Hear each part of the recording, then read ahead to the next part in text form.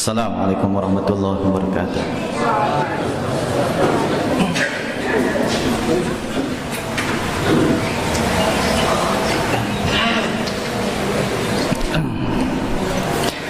Innal hamdalillah nahmaduhu wa nasta'inuhu wa nastaghfiruh wa na'udzu billahi min shururi anfusina wa min sayyiati a'malina. Man yahdihillahu fala mudilla lahu wa man yudlilhu fala hadiya lahu. Asyhadu an la ilaha illallah wahdahu la syarika lahu wa asyhadu anna Muhammadan 'abduhu wa rasuluh.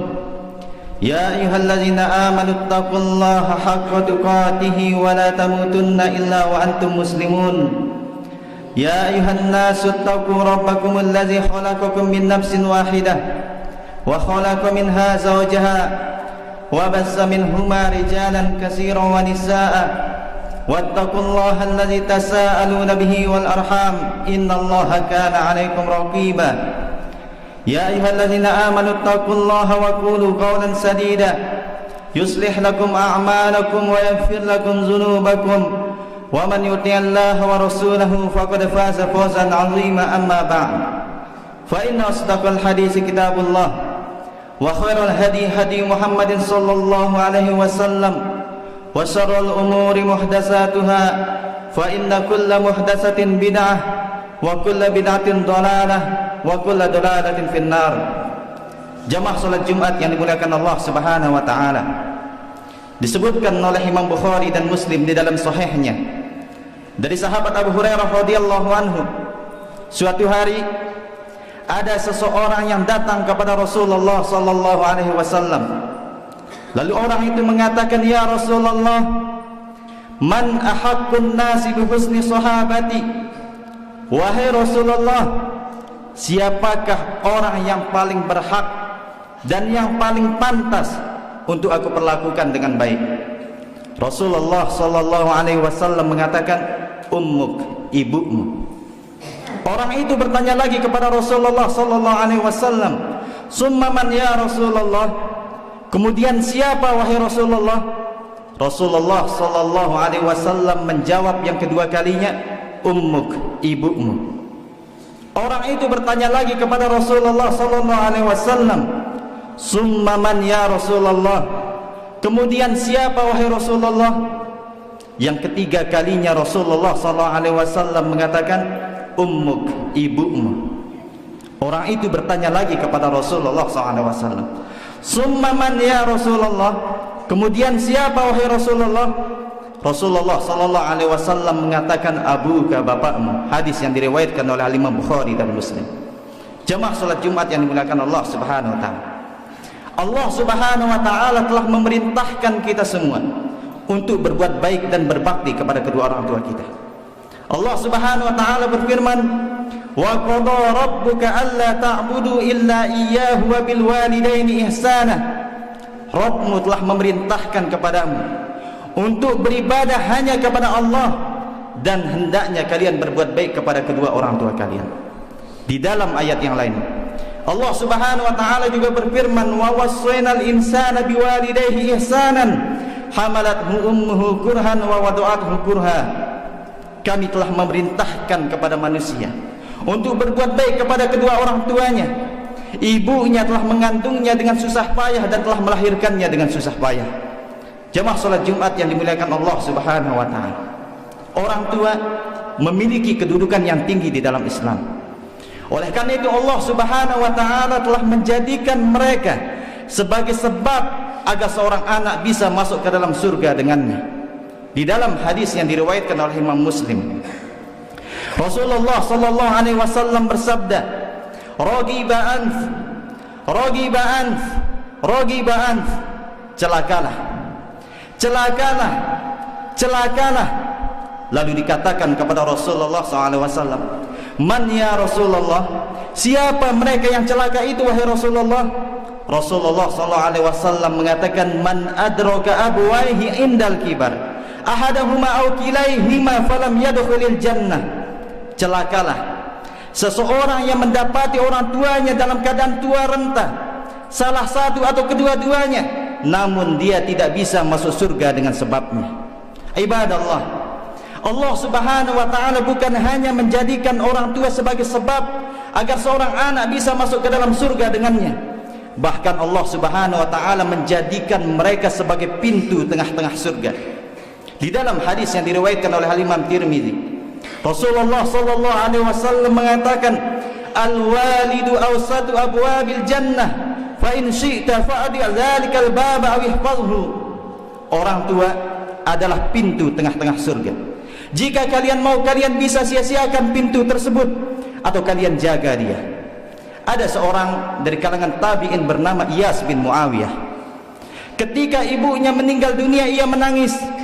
Lalu dikatakan kepada Iyas, "Ma yubkika ya Iyas? Apa yang telah menjadikan engkau menangis wahai Iyas?" Lihat apa jawaban Iyas. Iyas mengatakan, "Kana li babani maftuhani ilal jannah wa ughliqu ahaduhuma." Dahulu saya memiliki dua pintu yang terbuka menuju ke surga, namun sekarang salah satu pintu itu telah tertutup. Ketika orang tuanya masih hidup, ia mengatakan, "Dahulu saya memiliki dua pintu yang terbuka menuju ke surga, namun setelah salah satu dari orang tuanya telah meninggal, yaitu ibunya, ia mengatakan, namun salah satu sekarang pintu itu telah tertutup. Salah satu pintu surga saya telah tertutup." Jamaah salat Jumat yang dimuliakan Allah Subhanahu wa taala. Islam telah memerintahkan kepada kita untuk berbuat baik kepada orang yang pernah berbuat baik kepada kita. Maka ketahuilah, tidak ada orang yang paling berjasa di dalam hidup kita melainkan kedua orang tua kita. Lihatlah ibu kita. Dia telah mengandung kita selama 9 bulan 10 hari sambil merasakan sakit di perutnya, dan ketika dia melahirkan kita, dia harus bertaruh dengan kematian. Adapun sang ayah, dia telah bekerja keras mencari rezeki di bawah panasnya terik matahari. Pengorbanan mereka begitu besar. Sungguh jasa kedua orang tua kepada kita begitu besar. Oleh karena itu jangan heran jika Allah Subhanahu wa taala dalam Al-Qur'an sering menggandengkan antara hak-hak kedua orang tua dengan hak-hak Allah Subhanahu wa taala. Allah Subhanahu wa taala berfirman, "Wa'budullaha wa la tusyriku bihi syai'an wa bil walidaini ihsana." Sembahlah Allah dan janganlah kalian mensekutukannya, dan hendaknya kalian berbuat baik kepada kedua orang tua kalian. Dia digandengkan antara hak-hak orang tua dengan hak-hak Allah Subhanahu wa taala. Di dalam ayat yang lain Allah Subhanahu wa taala juga berfirman, "Wa qada rabbuka alla ta'budu illa iyyahu wa bil walidaini ihsana." Rabbmu telah memerintahkan kepadamu agar engkau beribadah hanya kepada Allah, dan hendaknya kalian berbuat baik kepada kedua orang tua. Digandengkan antara hak-hak orang tua dengan hak-hak Allah Subhanahu wa taala. Ibadah Allah, orang tua memiliki jasa yang sangat besar kepada kita semua. Oleh karena itu seorang anak tidak akan pernah bisa membalas kebaikan kedua orang tuanya sampai kapanpun. Disebutkan dalam hadis yang diriwayatkan oleh Imam Bukhari, suatu hari ada seorang pemuda yang sedang tawaf di Ka'bah sambil menggendong ibunya. Setelah itu orang itu mengatakan kepada Ibnu Umar, "Ya Ibnu Umar, atarani jazaituha?" Wahai Ibnu Umar, apakah dengan ini aku telah membalas jasa orang tuaku? Lihat apa jawaban Ibnu Umar. Ibnu Umar mengatakan, "Wala bi talqatin wahidatin min talqatiha." Bahkan satu hentakan napas ibumu ketika melahirkanmu belum bisa engkau balas dengan kebaikan tersebut. Allahu Akbar. Bayangkan wahai kaum muslimin, betapa lelahnya melakukan ibadah haji atau umroh, tapi seorang pemuda ini tawaf di Ka'bah sambil menggendong ibunya, namun perbuatannya tersebut belum bisa membalas kebaikan orang tuanya. Bahkan Ibnu Umar radhiyallahu anhu mengatakan, "Wala bi talqatin wahidatin min talqatiha." Bahkan satu hentakan napas ibumu ketika melahirkanmu belum bisa engkau balas dengan kebaikan tersebut. Rasulullah SAW menyebutkan dalam hadis yang diriwayatkan oleh Imam Muslim, "La yajzi waladun walidan illa an yajidahu mamlukan fayashtarihi fayatiqahu." Seorang anak tidak bisa membalas kebaikan orang tuanya sampai kapanpun, kecuali dia dapati orang tuanya dalam keadaan diperbudak, ia beli lalu ia merdekakan orang tuanya, baru dia bisa membalas kebaikan orang tuanya. Ibadallah, begitu banyak dalil-dalil dari Al-Quran dan Sunnah yang telah memerintahkan kita untuk berbakti kepada orang tua kita dan melarang kita dari durhaka kepadanya. Namun hati kita tetaplah keras, bahkan semakin bertambah keras setelah mengetahui dalil-dalil tersebut. Itu disebabkan karena ayat-ayat itu tidak masuk ke dalam hati kita, kan karena jauhnya kita dari kehidupan para salaf. Coba kita perhatikan kehidupan para salaf, bagaimana mereka berbakti kepada orang tua, dan takutnya mereka durhaka kepada orang tua mereka. Lihatlah Ali bin Husain bin Ali bin Abi Thalib, seorang anak yang sangat berbakti kepada orang tuanya. Sampai-sampai dia takut makan bareng bersama ibunya karena takut durhaka kepada ibunya. Suatu hari dikatakan kepada Ali bin Husain, "Ya Ali bin Husain, engkau adalah seorang yang sangat berbakti kepada orang tuamu, namun kami tidak pernah melihatmu makan bareng dengan ibumu." Lihat jawaban Ali bin Husain. Ali bin Husain mengatakan, "Akhafu an tasbiqu yadi ila ma sabaqat ilaihi ainuha fa akunu qad aqtuha." Aku tidak pernah makan bareng dengan ibuku karena aku takut jika tanganku terlebih dahulu mengambil lauk yang telah dilihat dan diinginkan oleh ibuku, sedangkan aku tidak menyadari bahwasanya ibuku telah menginginkan lauk tersebut, maka aku pun durhaka kepada ibuku. Lihatlah Haywah bin Shuraih, seorang ulama besar. Ketika dia mengisi tabligh akbar, tiba-tiba ibunya datang kepadanya. Lalu ia mengatakan, "Ya Haywah, kum ya Haywah, fa'alqi sa'ir lid-dajjaj." Wahai Haywah, berdirilah, berikan ayam-ayam itu makan dengan gandum. Lihat, dia sedang melakukan tabligh akbar, ibunya datang kepadanya lalu menyuruhnya untuk memberikan ayam makan. Apa yang dilakukan Haywah? Apakah dia mengatakan nanti? Apakah dia mengatakan suruh orang lain saja? Dia langsung berdiri dan pergi meninggalkan kajian karena takut durhaka kepada orang tuanya. Lihatlah sahabat Ibnu Mas'ud radhiyallahu anhu. Suatu malam ibunya meminta air minum kepadanya. Ketika dia datang sambil membawa air minum, dia dapati ibunya telah tertidur.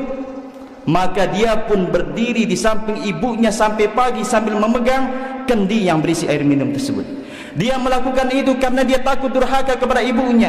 Dia takut ketika ibunya bangun dari tidur kemudian meminta air minum sedangkan dia tidak ada di sana, dia takut ibunya akan marah kepadanya sehingga dia pun durhaka kepada ibunya. Aqulu qawli hadza astaghfirullah li wa lakum wa lisa'iril muslimina wal muslimati min kulli dhanb wastaghfiruhu innahu wal ghafurur rahim.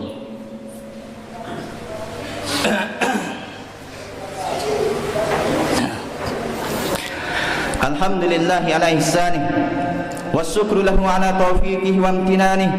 Asyhadu an la ilaha illallah wahdahu la syarika lah ta'ziman li sya'nih wa asyhadu anna Muhammadan 'abduhu wa rasuluhu ad-da'i ila ridwanih. Allahumma shalli wa sallim ala nabiyyina Muhammadin wa ala alihi wa ashabihi wa ikhwanihi, amma ba'd.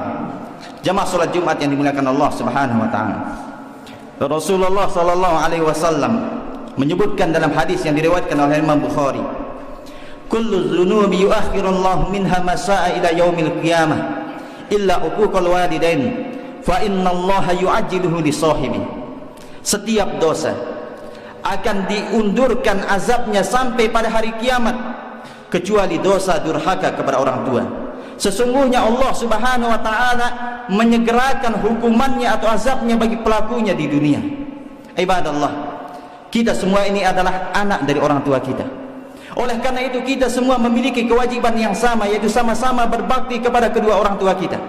Ketahuilah, kewajiban berbakti kepada orang tua bukan hanya ketika mereka masih hidup, bahkan ketika mereka meninggal dunia pun tetap kita berbakti kepada kedua orang tua kita. Dengan apa? Dengan mendoakannya dan memintakan ampun untuknya, memintakan ampunan untuknya. Rasulullah SAW mengatakan, "Idza matal insanu in qata'a amaluhu illa min salasin." Apabila seseorang telah meninggal dunia, maka terputuslah segala amalannya kecuali dari 3 hal. Di antaranya adalah waladun soleh yad'u lahu, anak soleh yang mendoakan orang tuanya. Para ulama mengatakan di antara ciri-ciri anak yang soleh adalah dia selalu mendoakan orang tuanya ketika orang tuanya masih hidup ataupun setelah ia meninggal dunia.